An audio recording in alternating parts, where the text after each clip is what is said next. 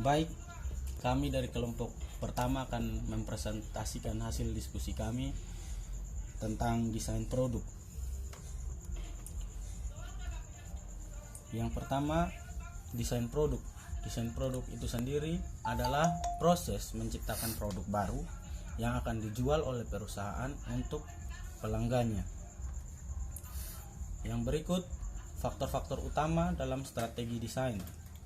Faktor yang pertama, biaya. Yang kedua, mutu. Yang ketiga, time to market. Yang keempat, kepuasan konsumen. Dan yang terakhir, keunggulan kompetitif.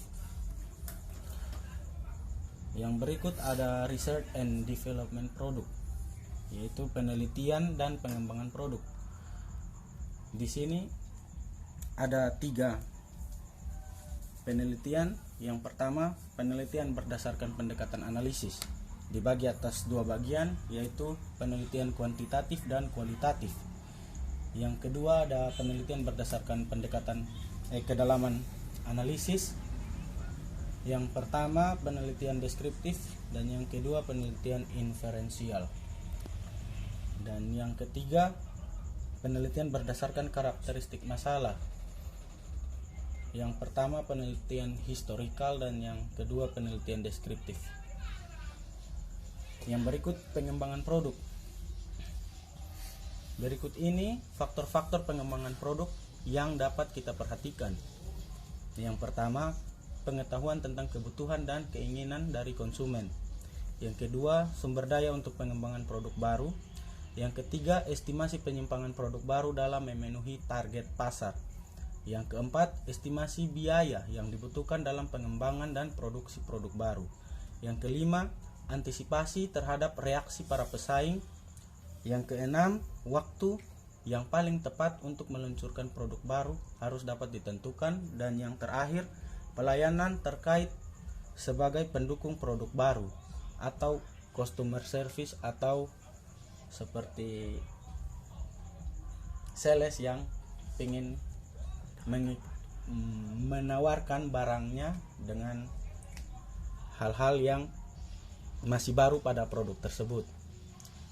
Yang berikut ada 4 tipe dasar dalam program pengembangan produk.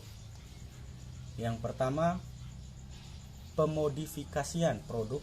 Yang kedua, produk substituser atau produk pengganti. Yang ketiga, produk komplementer atau produk pelengkap. Dan yang terakhir, inovasi produk. Ya, baik. Materi selanjutnya tentang proses pengembangan produk baru akan dijelaskan oleh teman saya, Yuvinto Hau. Baik. Proses pengembangan produk baru. Tahap-tahap dalam perencanaan produk baru terdiri dari: yang pertama, penciptaan ide. Yang kedua, penyaringan ide. Yang ketiga, pengembangan dan pengujian konsep. Yang keempat, strategi pemasaran.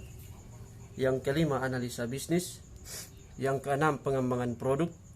Yang ketujuh, uji pemasaran. Yang kedelapan, komersialisasi.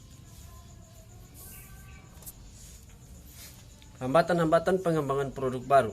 Yang pertama, gagasan-gagasan yang masuk masih kurang. Yang kedua, persaingan pasar yang sangat berat. Yang ketiga, peran pemerintah yang kadang-kadang memberikan batasan-batasan yang berat, misalnya keselamatan lingkungan. Yang keempat, biaya untuk pengembangan produk baru. Yang kelima, produk baru meskipun sudah dilakukan uji konsumen bisa gagal karena tidak memenuhi pengharapan atau tidak sesuai dengan selera. Yang keenam, banyaknya perusahaan-perusahaan yang akan meniru setelah peluncuran produk baru. Yang berikut, siklus hidup produk. Siklus hidup produk adalah tahapan-tahapan proses perjalanan hidup suatu produk mulai dari diperkenalkannya kepada pasar atau market hingga pada akhirnya hilang dari pasaran. Yang berikut, tahapan siklus hidup produk atau produk life cycle. Yang pertama, tahap perkenalan atau introduction. Yang kedua, tahap perkembangan atau growth. Yang ketiga, tahap kedewasaan atau maturity. Yang keempat, tahap penurunan atau decline. Yang kelima, strategi extension atau perpanjangan. Sekian dan terima kasih. Jika ada pertanyaan atau sanggahan dari teman-teman bisa sampaikan sanggahan atau pertanyaan tersebut lewat kolom komentar di YouTube kami atau bisa dibahas nanti di grup WA. Sekian dan terima kasih.